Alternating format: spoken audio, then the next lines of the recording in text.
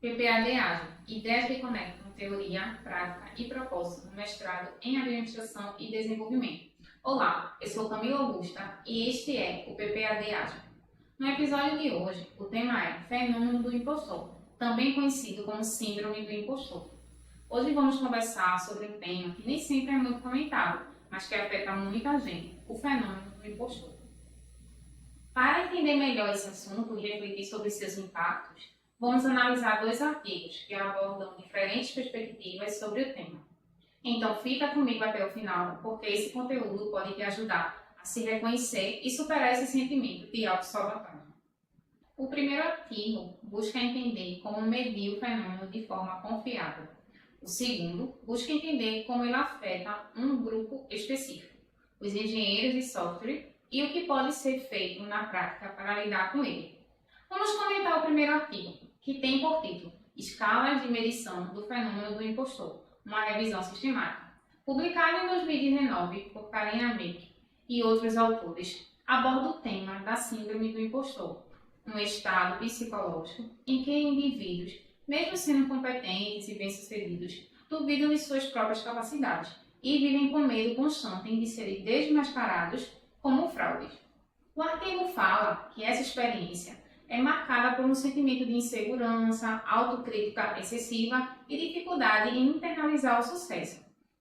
As pessoas que vivenciam o fenômeno costumam atribuir suas conquistas a fatores externos, como sorte, muito esforço ou a ajuda de outras pessoas, em vez de reconhecerem suas próprias habilidades e inteligências.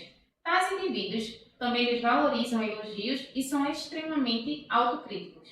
O termo surgiu no final da década de 1970, inicialmente identificado em mulheres bem-sucedidas, mas pesquisas posteriores mostraram que o fenômeno não se limita a gênero, idade ou nível de sucesso. Ele pode afetar qualquer pessoa em situações que envolvam desempenho, reconhecimento ou avaliação profissional e acadêmica. Foi destacado no artigo que a síndrome do impostor não é uma condição clínica diagnosticável, mas um fenômeno psicológico amplamente observado, tanto em contextos clínicos quanto em ambientes comuns, como locais de trabalho e instituições de ensino. Os efeitos incluem ansiedade, baixa autoestima, depressão e insatisfação profissional, além de impactar o bem-estar e a produtividade.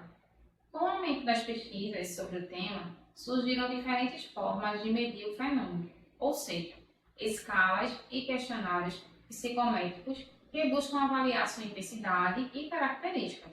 Eles falam que nenhuma medida dessa, que irei falar a seguir, pode ser considerado como um padrão ouro. As principais medidas identificadas na revisão foram escala de fenômeno do impostor de Clancy, que é o mais utilizado, escala de impostor de Haber, escala de fraude percebida, escala de impostor de Lear. Esses instrumentos foram desenvolvidos a partir de diferentes entendimentos teóricos sobre o que é ser um impostor. Algumas definições tratam o fenômeno como multidimensional, envolvendo sentimentos de fraude, perfeccionismo e necessidade de reconhecimento, enquanto outras consideram unidimensional, centrado apenas na sensação de ser uma fraude. A revisão feita pelos autores mostra que, embora existam diversas escalas, a maioria delas carece de validação psicométrica sólida. Há poucos estudos rigorosos que confirmem se essas medidas realmente avaliam o fenômeno de forma precisa e confiável. Assim, o artigo ressalta a necessidade de aperfeiçoar as ferramentas de mensuração e de padronizar os critérios conceituais para que futuras pesquisas possam compreender melhor as suas causas, manifestações e consequências da síndrome do impostor. O assunto geral abordado no artigo é a análise crítica das escalas utilizadas que eu falei anteriormente para medir a síndrome do impostor, discutindo suas origens, definições, validade científica e limitações, e apontando para a importância de melhor qualidade metodológica das pesquisas sobre esse fenômeno psicológico. Agora iremos discutir o segundo artigo, dentro do contexto de profissionais que utilizam metodologias ágeis, que tem por título Fenômeno do Impostor em Engenheiros de Software. Publicado em 2024 por Gaines e outros autores, a Síndrome do Impostor entre profissionais da área de tecnologia. Eles definem o fenômeno como características avaliadas também pelo sentimento de insegurança e autodepreciação, em que a pessoa, mesmo sendo competente, acredita que não merece o sucesso que tem e teme ser descoberta como uma fraude. Os autores explicam que, embora o tema já tenha sido bastante estudado entre estudantes da ciência da computação, quase não existam pesquisas com profissionais formados, especialmente com engenheiros de software. Por isso, o objetivo principal do estudo foi investigar o quanto essa síndrome está presente nesse grupo e como ela afeta a produtividade e o bem-estar desses profissionais.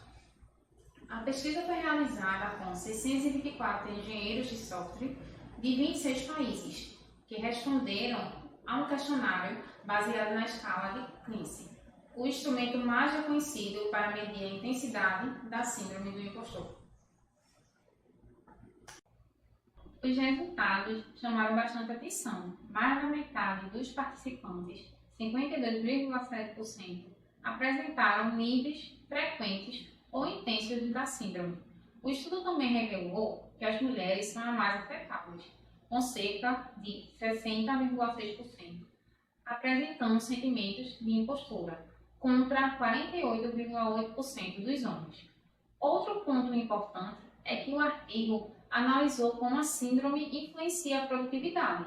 Para isso, os pesquisadores usaram um modelo chamado SPACE, que considera 5 dimensões: satisfação e bem-estar, desempenho, atividade, comunicação e eficiência. Os profissionais que sofrem com a síndrome do impostor se percebem como menos produtivos, mesmo quando na prática têm um bom desempenho. Os autores também destacam que o ambiente da engenharia de software é naturalmente desafiador e competitivo, o que pode intensificar sentimentos de incapacidade, ansiedade e até levar a problemas mais sérios, como depressão e burnout. Por fim, o estudo reforça que é essencial que as empresas de tecnologia reconheçam a existência desse problema e adotem ações de apoio, como programas de mentoria, treinamentos de resiliência emocional e uma cultura de segurança psicológica, para que os profissionais possam falar abertamente sobre suas inseguranças sem medo de julgamento. Ao analisarmos esses dois estudos, percebemos que o fenômeno do impostor vai muito além da insegurança. Ele pode afetar a forma como a gente se vê, trabalha e se relaciona. Esses dois artigos mostram que é fundamental falar sobre o tema, buscar apoio e aprender a reconhecer o próprio valor. Entender a síndrome do impostor é o primeiro passo para superá-la e criar espaços onde as pessoas possam crescer sem medo de não serem boas o suficiente. Esse foi mais um vídeo do PPAD Ágil, do Programa de Pós-Graduação em Administração e Desenvolvimento, na Universidade Federal Rural de Pernambuco, conectando teoria, prática e propósito. Até a próxima!